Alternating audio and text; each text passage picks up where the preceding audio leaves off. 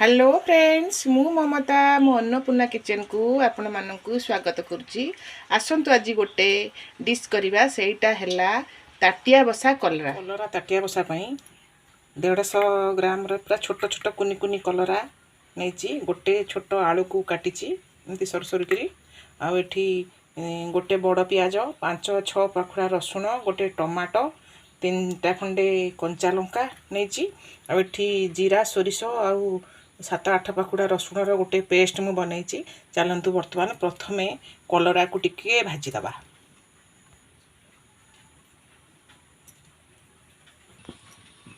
देखो ये मुझे कड़े अल्प टिके रिफाइन तेल नहीं आप चाहिए सोरिष तेल करेंगे। सोरिष तेल भी यहाँ बहुत बढ़िया लगे।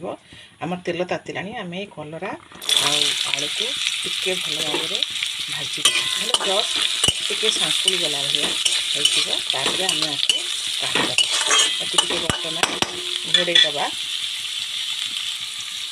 टे बर्तमान घोड़े दबा टे नरमी गले आम बंद करदे। देखा आम कलरा केमिति हेलानी देखो आमर कलरा अधा प्राय सीझीगला। एवं आम आपको काढ़ीदे देखिए सब मिसईकरी ताटिया बसा या।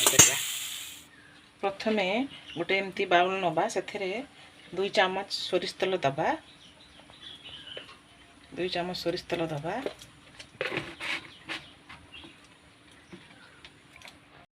तबे आम जो कलरा को अधा भजा करते ताकू एथिरे दबा।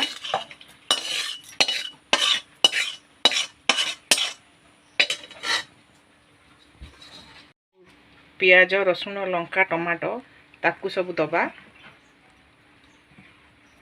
गोटे चामच हल्दी गुंड दबा। आमे कलरा रे देई नथिले एठी गोटे चामच लंका गुंड दबा। बाटिकी रखिथिबा जो बाटण ताकू सब दबा और लूण दबा। एठी हाफ चामच लूण देकी ताकू भल भाव में गोली दबा।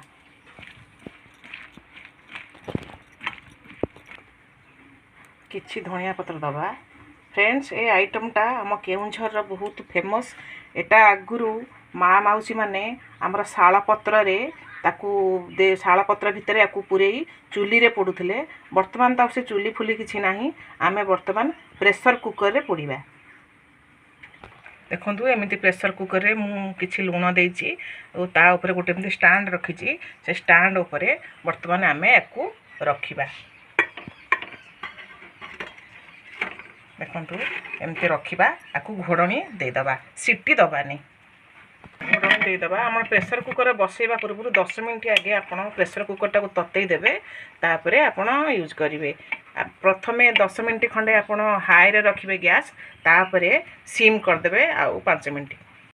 देखिबा आमे वर्तमान हमर जो कलरा ताटिया बसा एमिति हेथिबो।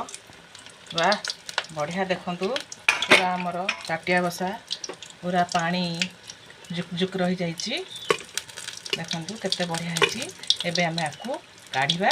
फ्रेंड्स जदि मो प्रोसेस आपण मानकु भल लागे ताले लाइक शेयर कमेंट करबा को भूलिबेनी। Thank you.